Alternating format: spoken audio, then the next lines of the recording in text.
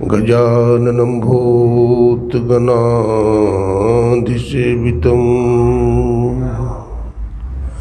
कपित्थजम्बोफलचारुभक्षणम् उमासुतं शोकविनाशकारिकं नमामि विघ्नेश्वरपादपङ्कजम्। श्री गुरुचरण सरोज रज निज मन मुकुर सुधार बरनौ रघुवर विमल जसु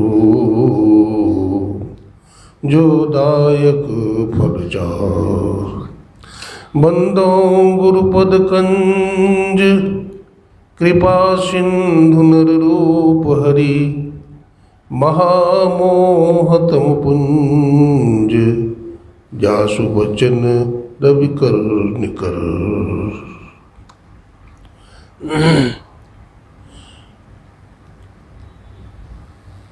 अव्यक्त रूप में अनंत श्री विभूषित कण कण में विराजमान प्रातः स्मरणीय गुरुदेव के त्रैलोक पावन पाद पद्मों में कोटि कोटि नमन। गुरुदेव के मस्तिष्क स्वरूप ब्रह्मलीन पूज्यपाद महर्षि संत सभी बर्मन जी महाराज, उनके हृदय स्वरूप पूज्यपाद ब्रह्मलीन महर्षि साई स्वामी जी महाराज तथा संत मत के वर्तमान आचार्य महर्षि हरनंदन परमहंस जी महाराज के चरण कमलों में कोटि कोटि नमन करते हैं, कोटि कोटि प्रणाम करते हैं। मंच पर विराजमान हमारे आदरणीय नंदलाल बाबा, हमारे संगीत के प्रोफेसर, हमारे परम श्रद्धेय विद्यानंद बाबू और हमारे जयसवाल साहब, इस आयोजन को कराने वाले हमारे परम श्रद्धेय परम आदरणीय हमारे रामनाथ बाबू, सत्संग प्रेमी सज्जनों, भक्तिमती माताओं बहनों, सबों को नमन है, सबों को प्रणाम है। अभी आप लोगों ने रामचरितमानस सार सटीक सप्तम सोपान उत्तरकांड के माध्यम से सुन रहे थे। राम भगति चिंतामणि सुंदर, बसई गरुड़ जाके उर अंतर। यहाँ पर गोस्वामी तुलसीदास जी महाराज ने भक्ति शब्द को प्रकाशित किया है।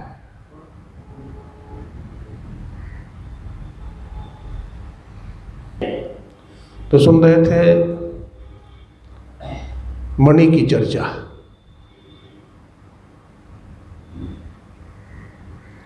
गोस्वामी तुलसीदास जी महाराज ने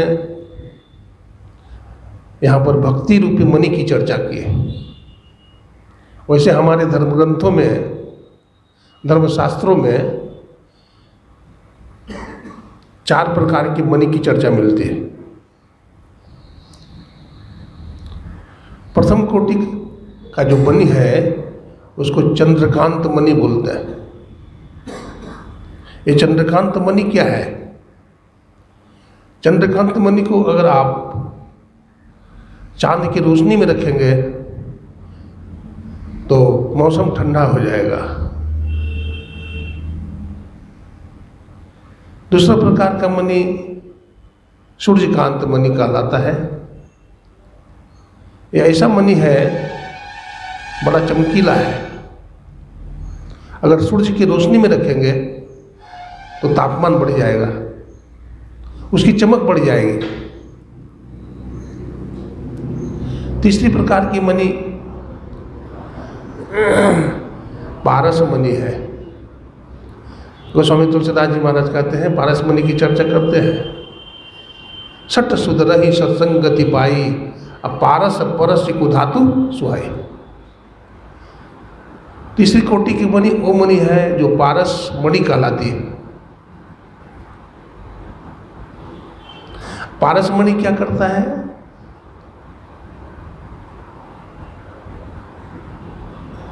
अगर पारस मणि को लोहा से सटा दिया जाए तो लोहा सोना बन जाता है, लेकिन पारस मणि तो नहीं बनाता, लेकिन पारस नहीं बना सकता है। चौथा प्रकार की मणि है श्यामंतक मणि। ये श्यामंतक मणि क्या करता है? क्या करती है श्यामंतक मणि? अगर किसी के घर में 4 भरी श्यामंतक मणि हो तो रोज 8 भरी सोना पैदा करता है। हाँ, ये श्यामंतक मणि, भागवत महापुराण में श्यामंतक मणि की चोरी लगाई गई, भगवान कृष्ण पर इल्जाम लगाया गया। लंबी कथा है, उधर नहीं जाऊंगा। भगवान श्री कृष्ण ने प्रमाणित किया कि मैंने चोरी नहीं किया है।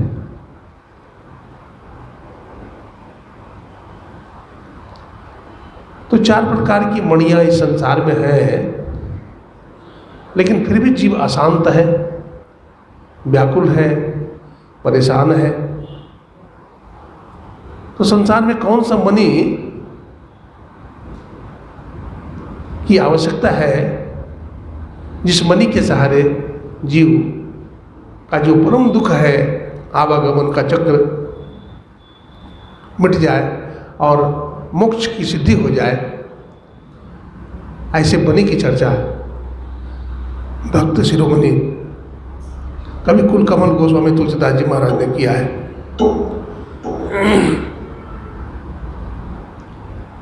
वो है राम भगति चिंतामणि सुंदर। ये 5वीं प्रकार की मणि है। ये राम भगति चिंतामणि एक रत्न है। हे गरुड़ जी, ये जिसके हृदय में वास करती है तो परम प्रकाश रूप दिन राति उसके हृदय में प्रकाश हो जाता है, और नहीं कुछ चाहिए दियाकृत बाती, फिर उसको दिया बत्ती की जरूरत नहीं रहती है, उसको नहीं रहती है। परम प्रकाश रूप दिन राति, नहीं कुछ चाहिए दियाकृत बाती। अंदर में जो प्रकाश होता है वो चिंतामणि का जो प्रकाश है, उसमें दिया बत्ती की जरूरत नहीं है, घी की भी जरूरत नहीं है।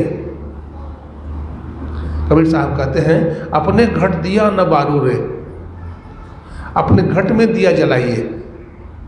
बाहर में तो हम लोग दिया जलाते हैं, लेकिन संत कबीर साहब कहते हैं तुम्हारा घट जो है, यानी अंतःकरण जो है, अंधकार से भरा हुआ है। अपने घट में दिया जलाइए। और वेद में भी आया है, तमसो मां ज्योतिर्गमय। गुरुदेव भी पदावली में लिखते हैं, क्या लिखते हैं? घटवा घोर रे अंधारी, सुरती आंधरी भई। हमारे अंदर घोर अंधकार है, और जितना भी भूल चूक होता है अंधकार में होता है। नहीं, अंधकार में ये आदमी ढनमनाता है और गिरता है।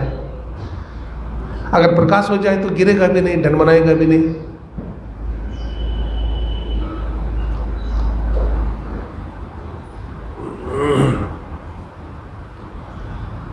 ये मानव का जो शरीर परमात्मा ने दिया है, इसी शरीर रूपी घट में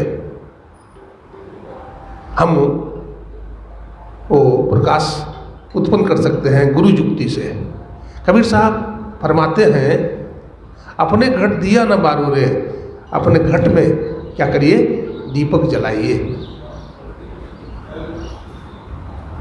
तो अपने घट में दिया कैसे जलेगा? तो कबीर साहब उपाय बताते हैं, नाम का तेल। नाम रूपी क्या चाहिए? तेल चाहिए। और सूरत के बाती, सूरत रूपी बत्ती चाहिए। सूरत का मतलब होता है ख्याल, सूरत का मतलब ख्याल। तो नाम रूपी तेल हो गया, और ख्याल रूपी बत्ती चाहिए। अब ब्रह्म अग्नि उद्गारू रे, अपने अंतःकरण में ब्रह्माग्नि प्रकट कीजिए। तो क्या होगा? कबीर साहब कहते हैं, जगमग ज्योति निहारो मंदिर में, और तन मन धन सब बारू रे। आपके अंदर प्रकाश हो जाएगा। गुरुदेव लिखते हैं, जगमग जगमग रूप प्रभंडा और निरख निरख ज्योति तजती जय। आरती तन मंदिर में कीजिए और दृष्टि जुगल कर सन्मुख दीजिए। अपने अंदर में आरती कीजिए।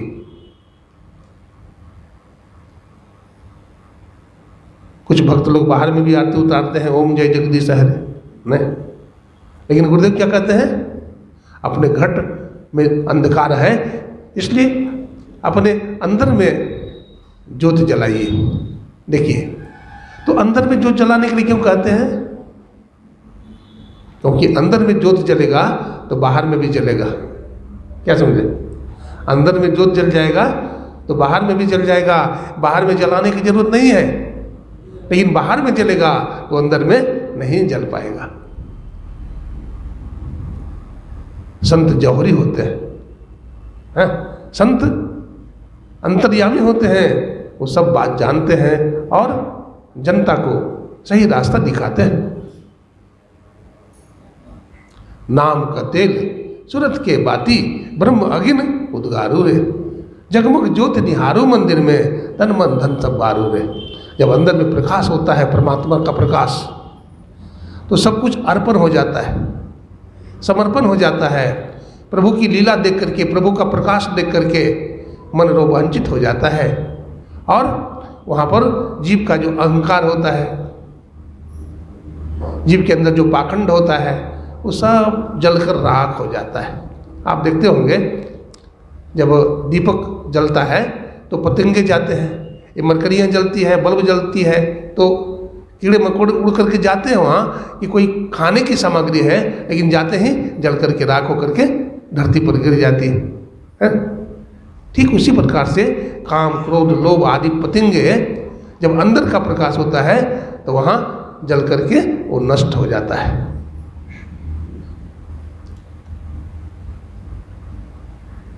तो ये मानव शरीर में ही होगा। गाय, भैंस, हाथी, घोड़ा आदि जो तिर्यक आदि जोनी है, वो सब भोग जोनी है। भोग जोनी में ये सब काम नहीं होगा। ये क्या होगा? कर्म जोनी में होगा, और मनुष्य का शरीर कर्म जोनी के अंतर्गत है।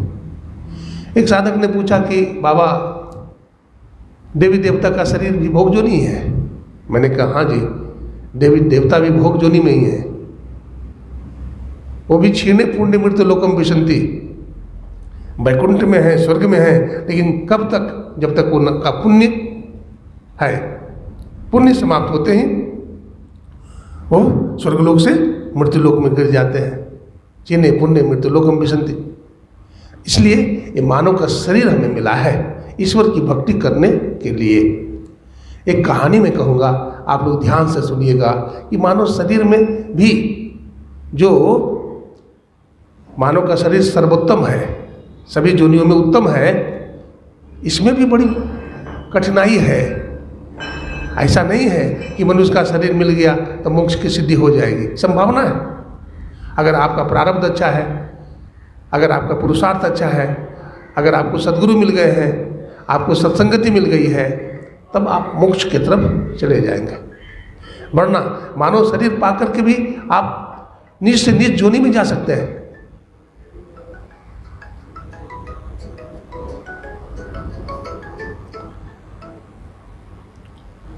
स्विच ऑफ कर लो। श्री सद्गुरु महाराज की जय। श्री सद्गुरु महाराज की जय। क्या कर रहा था मैं? हाँ, मानव के शरीर से ही मोक्ष की सिद्धि संभव है, अन्य जोनियों से नहीं। मैं कहानी कर रहा था। एक व्यापारी व्यापार करने के लिए नेपाल गया। नेपाल देश में जंगली रास्ता था, वो जा रहा था तो क्या देखा, बियाबान जंगल है। एक हाथी ने पीछा किया, तो हाथी ने पीछा किया तो हाथी के डर से वो व्यापारी भागने लगा। अब जंगल में कहाँ भागे, लेकिन भागते भागते भागा जा रहा है। क्या देखा, एक कुआं है और कुआं के पास बरगद का गाछ, ठीक है। अब बरगद के गाछ की जड़ कुआं में लटका हुआ है। अब व्यापारी सोचता है अब जान बच जाएगा, अब जान बच जाएगा। वो व्यापारी क्या करता है, बरगद के जड़ के सहारे नीचे उतरता है। श्री सद्गुरु महाराज की जय। यहीं रहिए, सत्संग में कहीं नहीं जाना चाहिए। क्या सत्संग में इधर उधर कहीं नहीं जाना चाहिए। तन भी सत्संग में और मन भी सत्संग में रहना चाहिए, है ना। क्योंकि मन को इधर उधर ले जाइएगा तो सत्संग का आनंद नहीं मिलेगा, सत्संग का लाभ नहीं मिलेगा। क्या सुना रहा था, यहीं रहिए। क्या सुना रहा था? हाँ, बरगद के गाछ की जड़ को पकड़ करके व्यापारी सोचा कुआं में उतर जाएंगे, तो बरगद की जड़ को पकड़ लिया और कुआं में उतरने लगा। जब आधा कुआं में गया तो देखा 5 फन वाला नाग सर्प फन उठाए, डसने के लिए फन उठाए। अब व्यापारी डर गया। व्यापारी सोचता है अगर ऊपर जाऊंगा तो हाथी मार डालेगा, अगर नीचे जाता हूं तो सर्प जो है काट लेगा। हे प्रभु, अब क्या करूं, रक्षा करो। हारे को हरि नाम, हाँ, भगवान से प्रार्थना करने लगा है, हे प्रभु रक्षा कीजिए, रक्षा कीजिए। पकड़ के लटका हुआ है, हाथ में दर्द हो गई। सिर उठाकर ऊपर देखता है तो जिस जड़ को पकड़ के लटका हुआ है उसको 2 चूहा काट रहा है। पहले तो एक आफत किस चीज का, हाथी का, फिर दूसरा आफत सांप का, 5 फन वाला सांप है। अब तीसरा आफत दोनों चूहा का, चूहा काट रहा है जड़ को। अब और घबरा गया कि प्रभु अब क्या करें, अब तो कोई उपाय नहीं है। काटते काटते जड़ को चूहा काट दिया। जब काट दिया तो व्यापारी कहाँ गिरा, कुआं में। और कुआं में गिरा तो नाग सर्प उसको डस लिया। जब डस लिया, काट लिया तो लहूलुहान हो गया, विष चढ़ गया, दर्द होने लगी। उस व्यापारी को कुआं में ही एक जड़ी मिल गई, है ना। वो जड़ी को तोड़ करके वो खा गया और थोड़ा रगड़ भी दिया जहाँ काटा था, तो उसका विष उतर गया। उसका विष क्या हुआ, उतर गया। ये तो एक कहानी है, इसको वेदांत में बोलते हैं दृष्टांत। क्या बोलते हैं, दृष्टांत। तो दृष्टांत को अब दृष्टांत में घटाइए, है। वो नेपाल क्या है, ये संसार वो नेपाल है जिसमें हम लोग आए हैं व्यापार करने के लिए। हम लोग जितना जीवात्मा है सब व्यापारी हैं, सब व्यापार करने के लिए इस संसार में आए हैं। हाथी क्या है, तो काल रूपी हाथी है। जीव का जैसे ही जन्म होता है तो काल रूपी हाथी पीछे लग जाता है, नहीं तो काल रूपी हाथी पीछे लग गया। अब काल रूपी हाथी के डर से जीव जो है, जीव रूपी व्यापारी भागा जा रहा है। भागते भागते कहाँ भागेगा, तो देखा एक कुआं है। क्या देखा, कुआं है। एक कुआं क्या है भाई, ये मानव शरीर रूपी कुआं है। क्या है, मानव शरीर रूपी कुआं में जीवात्मा घुस गया, प्रवेश कर गया। अब जीव सोचता है हम बच गए, अब हाथी हमारा कुछ नहीं बिगाड़ेगा, लेकिन ऐसा है संभव। अब क्या होता है, नीचे में झांक कर देखता है तो 5 फन वाला नाग सर्प फन उठाए डसने के लिए खड़ा है। ये 5 फन वाला ये नाग सर्प क्या है, ये पंच विषय है, रूप, रस, गंध, स्पर्श और शब्द। ये 5 फन वाला ये क्या है, ये 5 विषय है। कभी काम, कभी लोभ, कभी मोह, है ना। ये हमको डसते रहता है, कभी खड़विकार डसते रहता है ना। जीव परेशान है।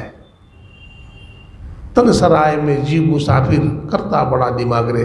कबीर साहब कहते हैं, क्या सोबत गफलत के मारे जागू जाग उठ जागू रे, और तेरो को काम न आवे, गुरु चरणन उठ लागू रे। क्या सोबत गफलत के मारे, जागू जाग उठ जागू रे, और तेरो को काम न आवे, गुरु चरणन उठ लागू रे। यह तन चोला बड़ा अमोला, लगत दाग पर दाग रे, 2 दिन का गुजरान जगत में, जरत मोह का आग रे। रैन बसेरा कर ले डेरा, चलन सवेरा ताक रे, क्या सोबत गफलत के मारे, जागो जाग उठ जागो रे। संत कबीर साहब कहते हैं ये जो तन मिला है, ये जो चोला मिला है, बड़ा अमूल्य है, बड़ा मूल्यवान है, लेकिन इसमें हम लोग दाग लगा रहे हैं। क्या कर रहे हैं? दाग लगा रहे हैं। इसमें पंच विषय है, हमें डस रहा है, और हम उसके वशीभूत होकर के, विषयों के वशीभूत होकर के इसमें दाग लगा रहे हैं।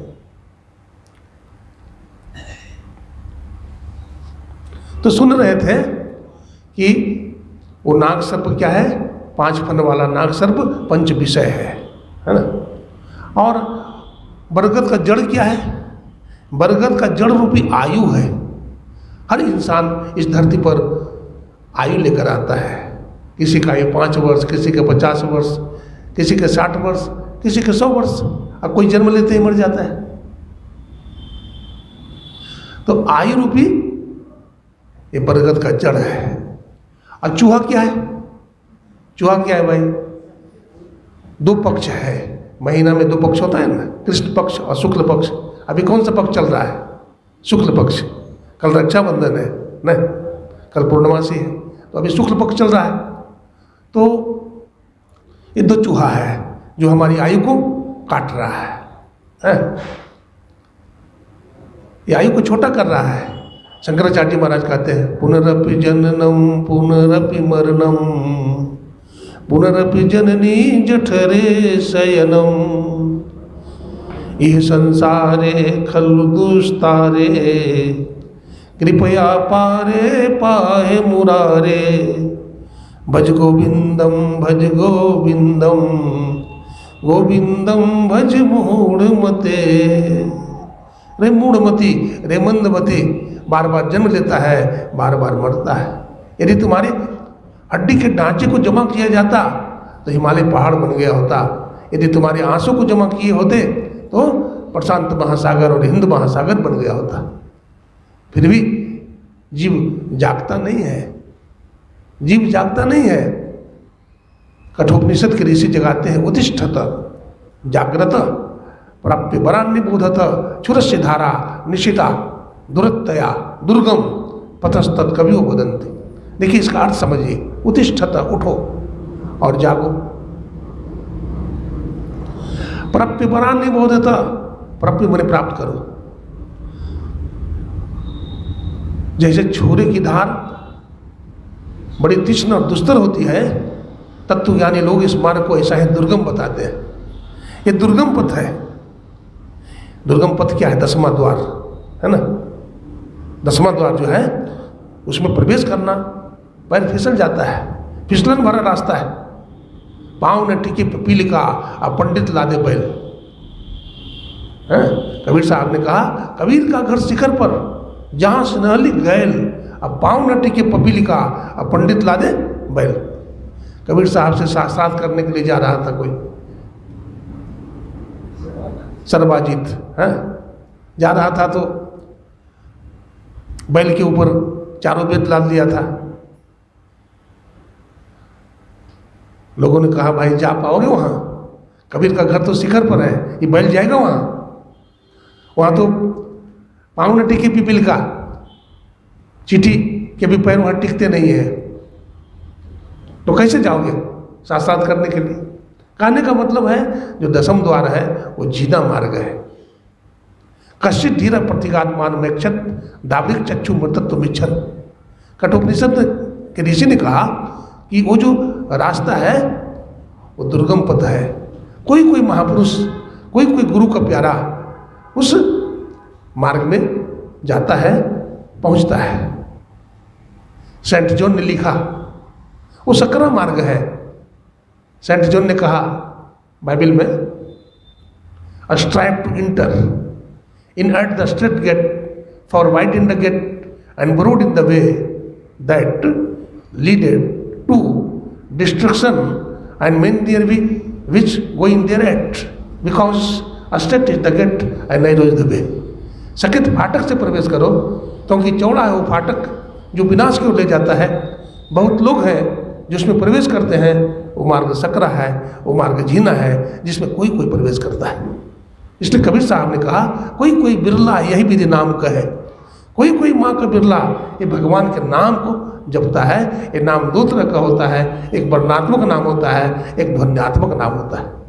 हम लोग बोलते हैं राम राम, कृष्ण कृष्ण, शिव शिव, ये वर्णात्मक नाम है। इसका उच्चारण जिह्वा से करते हैं, मुंह से करते हैं, कंठ तालु से करते हैं। लेकिन जो ध्वन्यात्मक नाम है उसका उच्चारण कैसे करेंगे? मुंह से नहीं होगा, जीभ से नहीं होगा, तालु आदि के आघात से नहीं होगा। वो कैसे होगा? सूरत से होगा। हाँ, सूरत से होगा। हाँ, सूरत क्यों भूल रही? राधा स्वामी जी महाराज ने कहा सूरत क्यों भूल रही, चित चलो स्वामी पास। हे इंद्रिन तू भोग दीवानी, क्यों पड़ो काल के फांस। जल्दी से तू मुख को मोड़ो, अंदर अजब विलास। अंदर में अजब विलास है, बहुत आनंद है। इसलिए कहा ब्रह्मानंदम परम सुखदम केवल ज्ञान मूर्ति। वो ब्रह्म के जो आनंद है वो परम आनंद है। रसो वैसा, ऐसा आनंद है कि वैसा रस दुनिया में नहीं है। एक महात्मा ने कहा ए रस फीको ओ रस मीठो, ए रस फीको ओ रस मीठो। संसार का सुख जिसको अच्छा लगता है तो अध्यात्म का सुख फीका लगेगा उसको, और जिसको अध्यात्म का सुख मीठा लगता है संसार का सुख उसको फीका हो जाता है।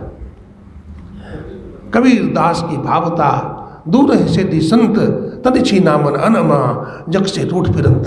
संत महात्मा बैरागी अवधूत भागे जा रहे हैं, सुखदेव मुनि भागे जा रहे हैं, गुरु नानक साहब भागे जा रहे हैं, भक्तिमती मीराबाई भागी जा रही, साजोबाई भागी जा रही दुनिया से। दुनिया से भागना क्या है भाई? शरीर से भागना है? नहीं नहीं, शरीर से भागने से काम नहीं चलेगा। कैसे भागिए? गोस्वामी तुलसीदास जी महाराज ने दुनिया के लोगों को बताया कैसे भागोगे। तब उन्होंने कहा जगत में रहो 36 भय, संसार में कैसे रहो? 36 की तरह रहो। अब 36 जरा लिखते हैं कैसे? 3 का मुंह इधर और 6 का मुंह उल्टा, है ना? 36 की आंकड़ा में संसार में रही। साजोबाई से पूछा गया कि संसार में कैसे रहना चाहिए, तो साजोबाई क्या बोलती है? जगत पीठ दे भागरी। हाँ, जगत पीठ दे भागरी। संसार की तरफ पीठ कर दो, हम उल्टा करते हैं। संसार की तरफ मुंह कर देते हैं और परमात्मा की तरफ, गुरु की तरफ क्या करते हैं? संसार की तरफ हम लोग मुंह कर देते हैं और ईश्वर गुरु की तरफ पीठ कर देते हैं। कल्याण होगा? नहीं होगा। हम अपना मुख गुरु भगवान की तरफ करें और पीठ संसार को दिखा दें, तब कल्याण हो जाएगा। तो ये संत महात्मा फार्मूला बताते हैं कि इस तरह से रहोगे तो संसार में तुम्हारा कल्याण होगा। रामकृष्ण परमहंस जी महाराज ने कहा देखो, नाव पानी में रहे तो कोई बात नहीं, पानी में नाव रहे तो कोई बात नहीं, नाव में पानी नहीं घुसना चाहिए, नहीं तो नौका को सड़ा देगा। नहीं, हम माया में रहे तो कोई बात नहीं, हमारे भीतर माया न घुसे, हमारे अंदर अगर माया घुसेगा तो हमको क्या करेगा? सड़ा देगा। आप देखे होंगे गंगा जी की धारा, गंगा जी की धाराएं हैं, जहाँ प्रधार कम है वहाँ गंगा जी की धार कई दिशा में बट जाती है, और जो मंद धारा है वो पानी जम जाता है तो वहाँ उसमें कीड़ा लग जाता है नदी का पानी में। नदी का पानी में कीड़ा लग जाता है। तो इसलिए हम जो मूल धारा है, चेतन की धारा, उस चेतन की धार को पकड़ना है ना। गुरुदेव ने कहा धर चेतन धारा पिंड के पारा दसम द्वारे का। तो चेतन की धार को पकड़ेंगे तो कहाँ पकड़ेंगे? तो आज्ञा चक्र में पकड़ा जाएगा। तजो पिंड चढ़ जाओ ब्रह्मांड में वीर हो, अपेलो सुखमन दिष्ट शिष्ट जो तीर हो, अब बिंदु नाद अगवाए तुम्हें ले जाएंगे, अरे हारे में ही ज्योति मंडल सहनाथ की शहर दिखाएंगे। तो वो जो ज्योति मंडल है, ज्योति मंडल में अचरज ज्योत, प्रथम ही धारो गुरु को ध्यान, हो सुरति निर्मल हो बिंदु ज्ञान। प्रथम पहले क्या करना चाहिए? गुरु के मंत्र को जपना चाहिए, फिर गुरु के रूप को ध्यान करते हैं तो उससे सुरति हमारा निर्मल होता है, मन पवित्र होता है और बिंदु ज्ञान हो जाता है। बिंदु ज्ञान हो जाता है, अंधकार मंडल में दृष्टि को स्थिर करते हैं। दूसरे शब्दों में भगवान कृष्ण के शब्दों में नासाग्र ध्यान करते हैं, है ना। भगवान बुद्ध के शब्दों में शून्य ध्यान करते हैं। तो शून्य मंडल में ही हमको क्या होता है? वो बिंदु दिखता है ना। अब बिंदु में ही फिर वो सुराख है, वो बिंदु में ही सुराख है। इसी को कहा राहें गई है बड़ी जीनी है साधो नैन नगर से। परमात्मा तक के रास्ते कोई मंदिर से नहीं गया, कोई मस्जिद से नहीं गया, कोई गिरजा घर से नहीं गया, कोई गुरुद्वारा से नहीं गया, तो कहाँ से गया? नैन नगर से। नैन नगर से परमात्मा तक के रास्ते गए हैं, है ना। तो इसलिए वहाँ पर हमें बड़ी सावधानी से साधना करनी है। दृष्टि योग की जो साधना है बहुत लंबी साधना है, बड़ी लंबा। कबीर साहब ने कहा लंबा मार्ग दूर घर, बिकट पंथ बहुमार, कहो संतो क्यों पाइए दुर्लभ हरि दीदार। कैसे दुर्लभ हरि दीदार है? लंबा मार्ग है ना। ये दृष्टि साधन जो है बहुत लंबा मार्ग है। कबीर साहब कहते हैं हमरो राम नाम धन खेती, हमरो राम नाम मन का बैल सूरत हरवाहा। मन रूपी बैल है, असुरत रूपी हरवा है। उलट पुलट नर ज्योति, उलट पुलट नर ज्योति। अब देखते हैं किसान जब हल जोतता है तो कहीं कहीं छूट जाता है ना। हरवाहा एक साधक भी हरवाहा है, हरवाहा की तुलना एक साधक से किया गया है। तो ये जब ध्यान करता है तो कभी कभी मंत्र छूट जाता है। मानस जब के बाद मानस ध्यान करते हैं, अब मानस ध्यान करते करते मन भाग गया तो फिर कहते हैं उलट पुलट नर ज्योति, यानी फिर मानस जाप कीजिए। फिर मानस जाप में लग गए, फिर मानस ध्यान किए, फिर दृष्टि योग में गए और दृष्टि योग से मन फिर भाग गया तो कहते फिर मानस जाप से शुरू करिए। और मान लीजिए दृष्टि योग भी कर लिया, नाना अनुसंधान की कर रहे हैं, अब मन फिर भाग गया तो फिर मानस जाप से शुरू करिए। यही उलट पुलट नर ज्योति का मतलब हुआ। इसलिए खूब चास कीजिए इसमें, अब खूब चौकियाइए इसको कि सब ढेला फूट जाए, ताकि बीज का वपन करें तो बीज आराम से सुगमता पूर्वक अंकुरित हो जाए, निकल जाए। श्री सद्गुरु। तो धीरज के साथ साधक को ध्यान करना चाहिए, घबराना नहीं चाहिए। सनय कंथा सनय पंथा असनय पर्वत लंघनम। प्रैक्टिस करिए, है ना, और परफेक्ट प्रैक्टिस करिए। Practice makes a man perfect, but not only practice makes a man perfect, but perfect practice makes a man perfect. Practice कैसे कीजिए? देखिए प्रैक्टिस का नाम गुरु है। प्रैक्टिस यानी अभ्यास, अभ्यास का नाम गुरु है और अभ्यास नहीं करने का नाम चेला है। एक घर में हाथी पाला जाता था, तो जो हाथीमान था जब हथनी ने बच्चा दी है तो अपना बेटा से को पहलवान बनाता था, तो कहता था उठाओ, 2-4 बार हथनी के बच्चा को उठावे और रोज उठावे, तो प्रैक्टिस करते करते जब हाथी बड़ा हो गया तो भी उठा लिया। ये प्रैक्टिस है। आप रोज ध्यान करिए, रोज बैठिए। ध्यान यद्यपि कठिन है, लेकिन करत करत अभ्यास के जड़मति होत सुजान, और असरी आवत जाते अशिल पे पड़त निशान। इसलिए प्रैक्टिस बराबर करें। हमारे गुरु महाराज ने कहा, ध्यानाभ्यास करो सद सद ही, चातक दृष्टि बनाई हो, और लखत लखत छवि बिंदु प्रभु की, ज्योति मंडल धसदाई हो। सत्संग में हमें आना चाहिए, सत्संग को ध्यान से सुनना चाहिए। सुनने ही है, सुन करके मनन कीजिए। देखिए, सुनते सुनते हृदय में बात जमती है।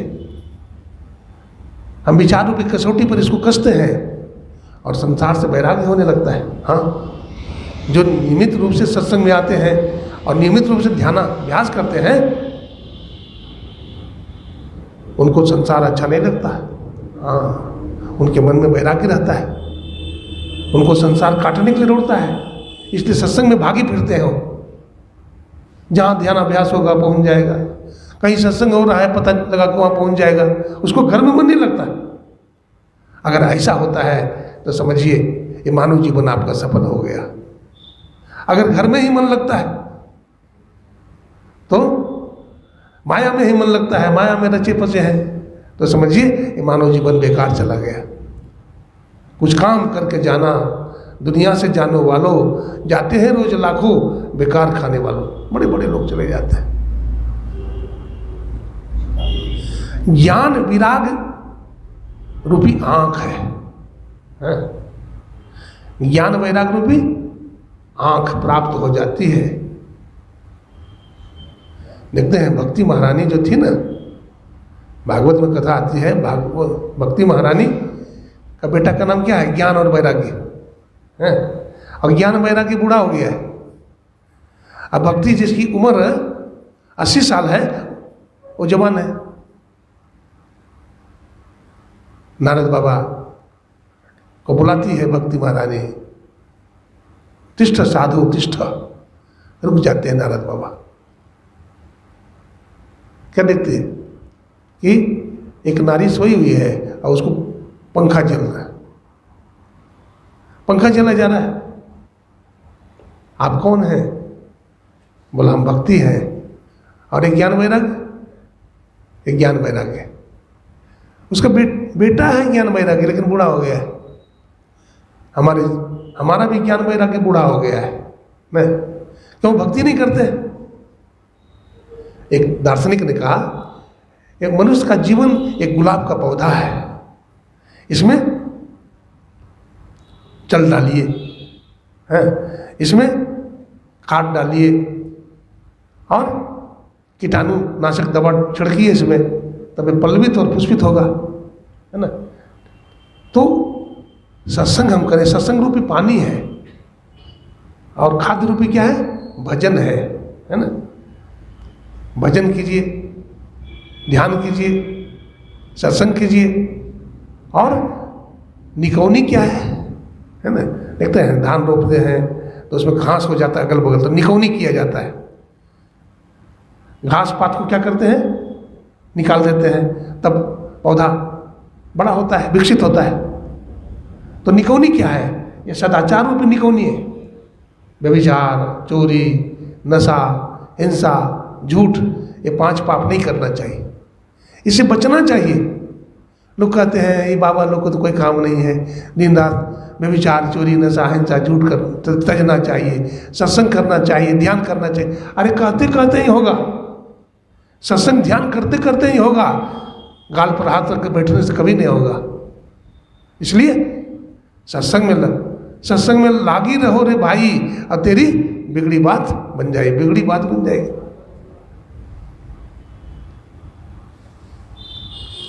बड़ा बड़ा दुख, बड़ा बड़ा कष्ट नष्ट हो जाता है जो सत्संग करते हैं। जो सत्संग करता है, ध्यान करता है, गुरु महाराज की उस पर बड़ी कृपा होती है। बड़ा बड़ा संकट से संकट टारन सदगुरु जी, अब भजबन सदगुरु सदगुरु सदगुरु जी। संकट टालने वाले होते हैं सदगुरु। एक बार की बात है, कुप्पा घाट आश्रम में एक महात्मा जी थे, उनका नाम पूज्य स्वामी मोतीदास जी महाराज था। वो तो वो जाते थे, गुरु महाराज का आदेश हुआ गौ की सेवा करो, तो गौशाला में सेवा करते थे वो, तो घास काट कर लाते थे। तो गंगा जी के उस पार में जाते थे घास लाने के लिए नाव से, 4-5 महात्मा गए और घास काटे। संध्या का समय हो गया, बाबा ने कहा कि घास थोड़ा कमी है, इतना से काम चलेगा, तो और काटने लगे। 8 बज गए, 8:30 हो गए। अब वो चलना है, नाव पर घास लादा और दीरा में जाकर के फंस गया नाव, अब चले ही नहीं। अब नाव जब चले नहीं तो बाबा लोगों ने नाव से नीचे उतर कर धक्का मारा, तो भी नाव ना चले, निकले ही नहीं। तो बाबा लोग नाव पर बैठ करके ध्यान करने लगे, हे गुरु महाराज, हम लोग फंस गए हैं, हम लोग संकट में फंस गए हैं, हम लोगों को निकालिए यहाँ से। मोती बाबा भी ध्यान में बैठे हैं और बाबा लोग बैठे हैं ध्यान में। देखिए, ध्यान करते करते गुरु की ऐसी कृपा हुई कि गंगा जी का तरंग आया, लहर, और नाव को एकदम धकेल दिया और नाव आगे बढ़ गई। कुछ ही देर में वो लोग कुप्पा घाट पहुंच गए। रात्रि के 11 बज गए थे। गुरु महाराज शयन कक्ष में चले गए थे विश्राम के लिए। अब बाबा लोग सोचते हैं अब तो गुरु महाराज का दर्शन होगा नहीं, अब तो कल ही दर्शन करेंगे। कल होके जाते हैं सुबह में स्नान आदि करके, तो गुरु महाराज लेटे हुए थे। अब गुरु महाराज करा रहे थे, अब पीठ से उनका खून निकल रहा था। गुरु महाराज की पीठ से खून निकल रहा था, छिल गया था, पीठ पूरा लाल हो गया था। जाके प्रणाम करते हैं मोती बाबा, कहते गुरुदेव आप करा रहे थे? हाँ मोती, हाँ मोती करा रहे हैं। बोले क्या हुआ? बोला पीठ में घाव हो गया है। बोला पीठ में घाव हो गया, देखे तो देखते हैं पूरा छिला हुआ है, लाल हो गया है, खून निकल रहा है। तो कैसे हुआ गुरुदेव? गुरु महाराज कहते हैं मोती तू हमको पुकारा नहीं था? तुम्हारा नाव मझधार में फंस गया था ना, तो हमको पुकारा था ना, तो हम ही तुम्हारे नाव को अपनी पीठ पर चढ़ा करके धक्का मारा था। धक्का मारने में हमारा पीठ छिल गया था। हाँ, भजवन सदगुरु दयाल काटे जम जाला। देखिए, सदगुरु जम के जाल को भी काट देते हैं। इसलिए जैसे ईश्वर हैं वैसे सदगुरु हैं, जैसे सदगुरु हैं वैसे ईश्वर हैं। पूरा भरोसा, पूरा विश्वास रखना चाहिए। गीता में आया है श्रद्धावान लभते ज्ञानम, और मानस में आया पार्वती शंकरो वंदे श्रद्धा विश्वास रूपिणो। पार्वती मैया श्रद्धा है और भगवान शंकर क्या है? विश्वास रूप है। हमारे जीवन में केवल श्रद्धा ही हो, विश्वास नहीं हो तो काम नहीं चलेगा। श्रद्धा भी हो और श्रद्धा के साथ में विश्वास भी होना चाहिए। एक उदाहरण देता हूँ। सिखों के 5वें गुरु का नाम बाबा अर्जुन देव जी महाराज है। क्या? बाबा अर्जुन देव जी महाराज। तो बाबा अर्जुन देव जी महाराज पंजाब में रहते हैं। पंजाब में भीषण अकाल हुआ था, तो अन्न के अभाव में आदमी को खाने लगा। पहले तो जानवर को मार के खाया अन्न के अभाव में, फिर जानवर भी खत्म हो गया तो आदमी को आदमी मार के खाने लगा। त्राहिमाम होने लगा। सभी जनता पहुंची संत के पास। संत के पास तो बाद में पहुंचते हैं, पहले तो अपना बल लगाते हैं, फिर दुनिया में कुछ उपाय करते हैं, और वो भी जब सार्थक नहीं होता है तो संत के पास, भगवंत के पास जाते हैं। गए वहाँ, बाबा अर्जुन देव जी महाराज संध्या का समय था, ध्यान कर रहे थे, आंख बंद थी। भक्त लोगों ने घेर लिया, बैठ गए वहीं। जब उनका ध्यान खुला ध्यान तोड़ा तो देखा कि लोग बैठे हैं। तो बाबा अर्जुन देव जी महाराज ने पूछा कि आप लोग कहाँ आए हो? तो बाबा आपका दर्शन करने आए हैं। बोलो प्रयोजन बताओ। बोला प्रयोजन तो आप जानते हैं कि पंजाब प्रदेश में भयंकर अकाल हुआ है, अन्न के अभाव में जनता जंगली जानवर को मार के खाया, जंगली जानवर भी समाप्त हो गए, तो अब आदमी को आदमी खा रहा है। आप कृपा करें, आप संत हैं, कि अकाल समाप्त हो जाए, वर्षा हो जाए, ऐसा कुछ उपाय कीजिए। तो बाबा अर्जुन देव जी महाराज को दया आ गई। संत हृदय नवनीत समाना, संत का हृदय मक्खन की तरह कोमल होता है। मक्खन तो आग पर पिघलता है, लेकिन संत का हृदय दूसरों के दुख को देख करके पिघल जाता है। मानस में आया है, जैन मित्र दुख होई दुखारी, तिन्ह बिलोकत पातक भारी। जो अपने मित्र के दुख को देखकर दुखी नहीं होता, उसको देखने से पाप लगता है। सुग्रीव जी के दुख को देख करके भगवान राम द्रवीभूत हो गए, नहीं द्रवीभूत हो गए। सुग्रीव जी का बात मैं सुनाऊंगा बाद में, अभी जो प्रसंग चल रहा है उसी को सुनिए। क्या कर रहा था? यही है, कहीं चले गए? क्या सुना रहा था? बोलिए। बाबा अर्जुन देव जी के पास। बाबा अर्जुन देव जी महाराज ने कहा कि ठीक है, वर्षा हो जाएगी, आप लोग घबराइए नहीं, कल आइए छाता लेकर के, इसी टाइम में आइए। तो सब लोग गए वहाँ, लेकिन छाता लेकर के कोई नहीं गया। वहाँ जाकर फिर प्रणाम किया, कहा कि स्वामी जी आपने कहा था कि कल वर्षा होगी, छाता कल वर्षा होगी आना, तो आ गया। तो कहा कि तुमको कैसे आने कहा था? छाता लेकर के। छाता लेकर के तो नहीं आया, कल फिर छाता लेकर के आना। कल फिर छाता लेकर के गए। रास्ते में मूसलाधार बारिश होने लगी और जल एक क्यारी से दूसरी क्यारी में बहने लगा। कहने का मतलब महात्मा जी की बात में विश्वास करना श्रद्धा है, और छाता लेकर के जाना विश्वास है। गोस्वामी जी कहते हैं पार्वती मैया श्रद्धा रूप है, तो भगवान शंकर विश्वास रूप है। श्रद्धा और विश्वास दोनों हो तो भक्ति महारानी प्रसन्न हो जाती है। बोलिए प्रेम से श्री सद्गुरु महाराज। कहने की बहुत बात है, समय हो गया है, ध्यानाभ्यास भी करना है, तो हम अपनी वाणी को यहीं पर विराम देते हैं, है ना। आरती किया जाए।